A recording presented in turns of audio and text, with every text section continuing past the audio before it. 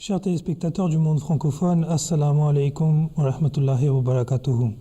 Vous êtes sur MTA International et vous êtes en train de regarder Horizon d'Islam. Et lors de nos précédentes émissions, nous avions abordé le thème du califat. Ce thème nous occupe depuis un certain nombre d'émissions maintenant, puisque nous avons vu le premier calife, le deuxième, le troisième, puis nous en étions arrivés au quatrième. Et ce califat que l'on avait précisé lors de notre précédente émission, qui a duré 21 ans. On avait également précisé que le califat, c'est également un événement qui avait été prophétisé et qui avait été établi par le Messie promis Hazrat Mirza Ghulam Ahmad alayhi salam dans son livre Le Testament. On avait fini le quatrième calife et désormais aujourd'hui on va se tourner vers la personnalité du cinquième calife sur ce qu'il a fait, son élection et ses œuvres majeures. Une chose importante, c'est que ce calife, c'est le représentant actuel de la communauté musulmane Ahmadiyya, et donc ce que l'on va dire est bien entendu très limitatif, puisque par la suite il y aura d'autres avancées qu'il faudra compléter à la lumière de ces réalisations futures, Inch'Allah. Au cours de l'émission, on va également vous présenter un bref reportage sur son califat, comme nous l'avons fait lors du quatrième califat. Pour parler autour de ce thème, j'ai avec moi deux invités. D'abord, M. Ataoul Qayoum Jumun Sahib, assalamu alaikum. Et nous avons Abdul Ghani Jahangir Khan Sahib, assalamu alaikum. Alors, je vais rester sur la dernière personne que je viens de présenter. Et Jahangir Sahib, peut-être pourriez-vous nous présenter qui étaient justement, je disais en introduction, les œuvres majeures du cinquième calife, ce qu'il a fait, et que du coup ça n'a pas un caractère limitatif puisque son califat est continu encore aujourd'hui. Oui, voilà, donc il y a vraiment beaucoup de choses à dire par rapport aux accomplissements du cinquième calife. D'abord, comme on l'a déjà dit, le quatrième calife, il est décédé en 2003. Et donc depuis avril 2003, le cinquième calife, Hazrat Mirza Masroor Ahmad, est donc le dirigeant suprême de la Jamaat Ahmadiyya internationale. En fait, au tout début, parce que comme j'étais ici, j'étais en train de travailler avec le quatrième calife, rahimahullah. Donc j'ai vu un peu la transition depuis un califat jusqu'à l'autre. Et je dois dire que la chose la plus surprenante, alors qu'on le savait un peu au fond de nous, que même si le personnage change, le calife, quant à lui, il est toujours la même personne. Hein. Mais là, on l'a vraiment vu. On l'a vu dans la pratique. Et on a vu que c'était une transition vraiment tellement subtile qu'on dirait que le quatrième calife était encore là.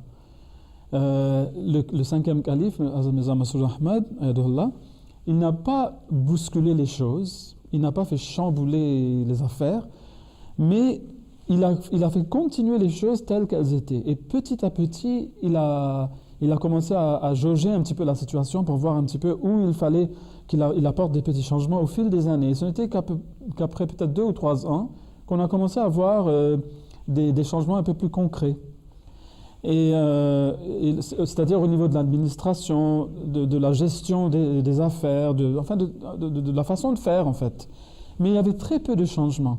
Mais ce que j'avais remarqué, et c'est dans la même suite d'idées, c'est que lorsqu'on lui posait des questions sur des choses sur lesquelles on avait posé des questions similaires à son prédécesseur, il avait tendance à donner la même réponse, voire la même réponse dans les mots même, exactement dans les mêmes mots, alors qu'il n'aurait jamais pu savoir ce que son prédécesseur aurait pu dire.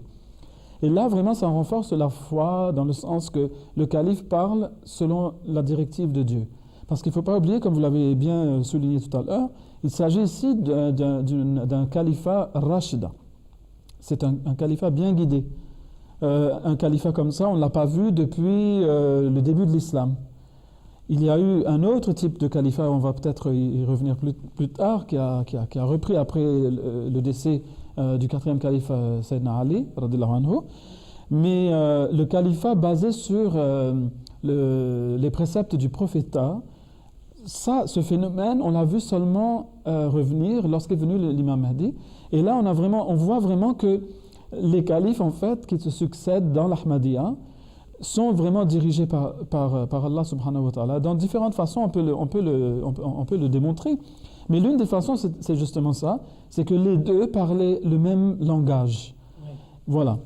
Et alors, dès qu'il est arrivé, il a commencé à... Évidemment, il avait déjà un terrain tout préparé, qui a été bien préparé par ses prédécesseurs, et plus particulièrement le 4e calife, qui avait formé toute une communauté ici en Angleterre, parce que l'Angleterre, ça a ce caractère spécial, c'est-à-dire dans le sens que c'est la communauté haute du califat. Hein? Et donc, c'est avec les gens immédiatement autour de lui qu'évidemment, il est bien forcé de fonctionner, de travailler. Mais alors, le 5e calife a continué les œuvres qui avaient été lancées par le 4e calife.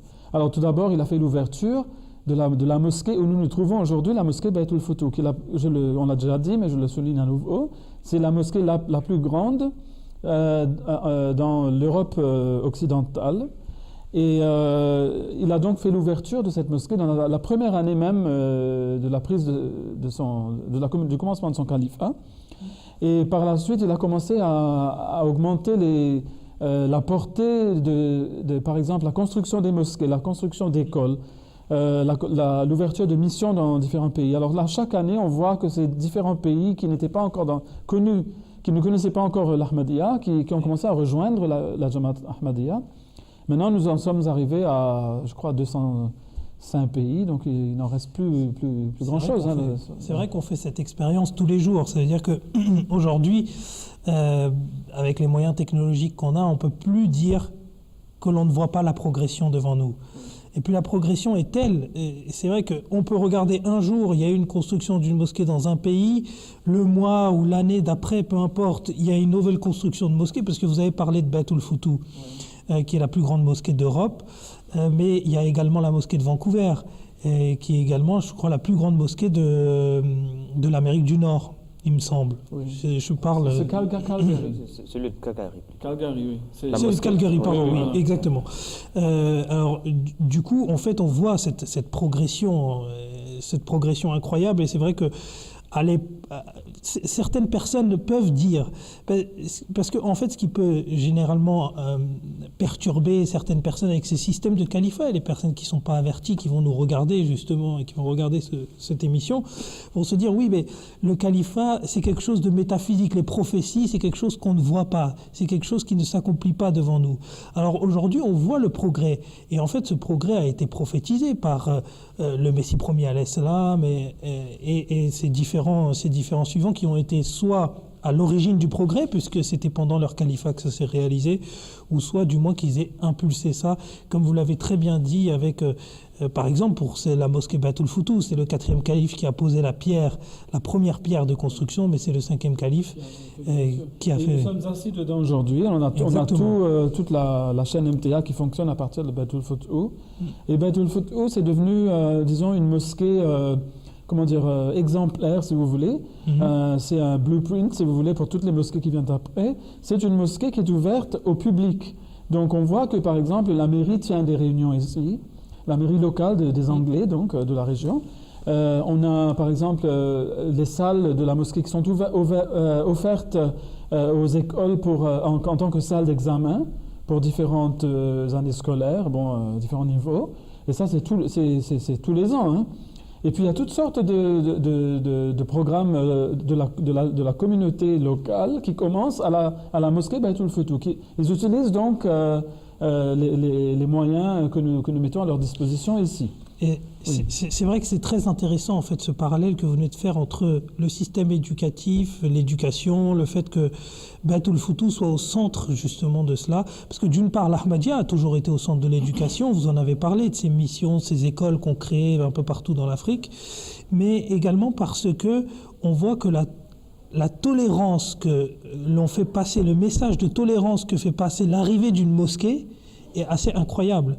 Et c'est ce que le 5e calife, justement, puisqu'on aborde son califat, n'a de cesse de répéter, mais peut-être qu'on en reparlera un peu plus tard. Jazakumullah en tout cas pour cette réponse.